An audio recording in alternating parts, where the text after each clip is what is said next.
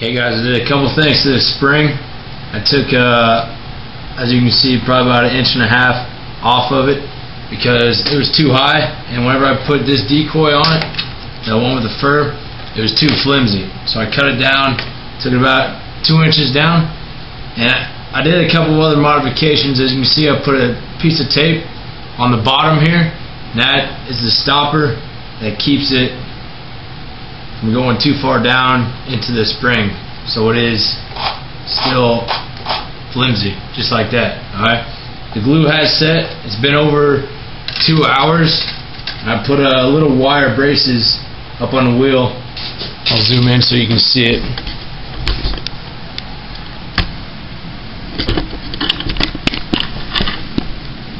The little wire braces up on the wheel to hold that spring up, so when it was drying, it stayed put. But I'm gonna keep them on there until tomorrow. Hopefully the glue sets even more. And I have taken it out. It's pretty dark out there right now. It's about 11 o'clock, something like that. But tomorrow I'll show you it in action. And here's with it with the bird on. So it's not a continuous motion. I don't hold it in there like that. I just hit it a little bit, and it does its job. So right there, it's pretty much done. There, one thing I didn't say before, there's a screw on the plate where the battery goes, the battery plate. I took that off, so it's just a little button, so you wouldn't have to get a screwdriver in there if the batteries went dead. You can just replace them without having any tools. This right here is just a roll of tape on a twig if I need it, any extra tape. And the reason I chose this toolbox, like I said before, everything comes off and it fits inside here. As you can see, these dowel rods, I was lucky they fit, didn't have to break them off or nothing. And even the controller fits in there. So everything fits in there. Tomorrow, the spring's still too high, but tomorrow I should be able to bend it over. I should be able to close it all the way. But like I said, I'm going to show you guys this tomorrow in action. And I stepped it off, and the radio control worked about 17 yards away before it wouldn't read it up. It read it about once every third time whenever I was past that. So it did pretty good. And like I said, this is only $11, this radio controlled car right here, or truck. So overall, good investment. Probably about $37, and I got myself a Coyote Decoy. And we'll watch it in the daylight tomorrow. So, hey guys, here's the finished thing. Couple things I did last night that I didn't show you, but I'll specify what I did, and they're kind of small, so it didn't really need to be showed. But I spray painted the radio control transmitter right here, so I just spray painted that so I can keep it with me, and it's camouflage. That's one thing. I left the tip still red though. I don't know if you can see it. It's still red, so if it's next to me, you know, and my excellent job of spray painting, I can't find it. I got this red tip to locate it, so I kept it red. Another thing I did that I didn't talk about, on the bottom of the decoy, I wrapped it in tape. Let me get a little closer. I wrapped it in tape right here, so it fits right into this spring pretty snugly. It's not going to come out, so that's why I wrapped it in tape. So that was another thing. What I did with the spring, I had this extra camo form. It's just this cloth tape, and it's not even tape. It's kind of like when you give blood and they wrap that gauze around you. It's the same concept. It's not tape. It's just the material has to grab to itself in order for it to stay, and it's flexible.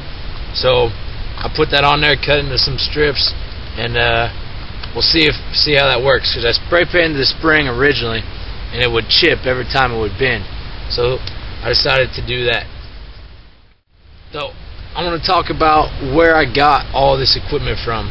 I got everything, literally everything, at Walmart. I went to Dollar General to buy some batteries because I wanted to get some cheap batteries to save money. And then there's a Dollar Tree right next to it. So I went to the Dollar Tree and I bought a pack of batteries for $1, and it was like 8 batteries in there.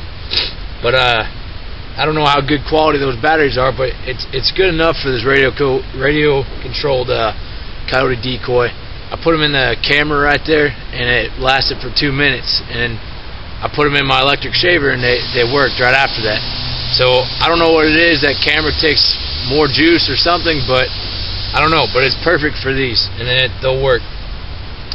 Also, the antenna. Whenever I would hit the radio control for the decoy to move, the antenna would wobble back and forth, and it would make some noise. So I just taped it down to the truck. Let's get a little closer so you can see. I just taped it down to the truck. So now, whenever the decoy moves, it's not gonna wobble back and forth. So that's just a few things that I did, and I just wanted to tell you guys about. But this thing's pretty much done, and I'm ecstatic on how it turned out, and it works great. And I want to talk a little bit how I would set it up. Okay, I'm going into a coyote stand, not necessarily a tree stand, but a stand is just a hunt is what I'll call it. I would pick my spot where I'm going to be camouflaged at, have concealment and everything, where they can't see me, but I have a good field of view of everything, all avenues of approach that I think the coyote can come in. So I'm going to pick my spot, and then what I would do is I wouldn't put this decoy directly in front of me and directly in line with where that coyote's I think it's going to come in at. So what I would do is I would put it off to the side, probably about 10 meters off to either side, but at if my straight forward is 12 o'clock, I would put it about 1 o'clock, or I would put it about 11 o'clock. That's how I would put it off, 10 meters to the side at that, using the clock method. The reason I would do that is because if you put it directly to the side of you and a coyote comes in from behind or off to the side, you're not going to have your very much peripheral vision left to see him coming in. So you put it about 10 meters off to, you know, your 1 hour or your 11 o'clock. You have all your peripheral vision that you can pick up any movement on. And which side I would pick is wherever the wind was blowing from, I would set it up upwind from me, so I was downwind of this decoy, because a lot of predators, when they come in, they circle downwind of their prey. So he might be coming in on the side that's closer to me, but I want him focused 10 meters away from my direction onto that coyote decoy. You get what I'm saying? So that's how I would set it up. And I added up the cost last night, and it came to around $40. I said $35, $37. That's a pretty good guess.